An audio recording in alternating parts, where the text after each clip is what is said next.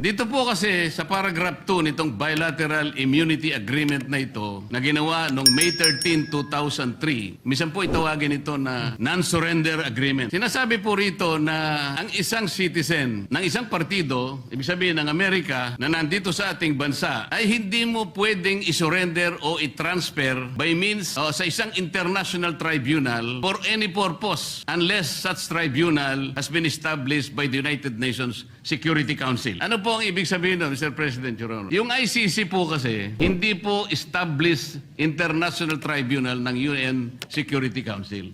Kaya nga po, kung mapapansin nyo, Mr. President, ang Amerika at saka ang Russia, hindi partido ng ICC. Wala silang, ayaw nila yan, kinamumuhian nila yan. Dito po sa agreement na ito, tayo po, ang bansa natin, may katungkulan na hindi niya isusurrender ang isang Amerikano, militar man yan, civilian o no, nang walang consent yung Amerika. Ano po yung recognize ng UN Security Council? Pero tayo, senador, Pilipino, meron siyang mandato sa ating mga mamamayan. Hindi ba kabalintunaan ito, Mr. President, Your Honor? Opo, tama po kayo. Yan po ay ibinoto po yan ng taong bayan. Katulad po ni Senator Bato, 20 million po ang bumoto dyan. Kaya ko lang po tinatanong, Sir President, hindi ko po lubos na maisip, tayo pala kaya nating ipagtanggol ang hindi isang Pilipino, kahit hindi Pilipino, dahil lamang nakipagkasunduan tayo. Pero sarili nating kapwa Pilipino may mandato sapagkat nagsisilbing senador ng ating bansa, hindi natin kayang ipagtanggol. Ito po yung irony na napakahirap siguro natanggapin ng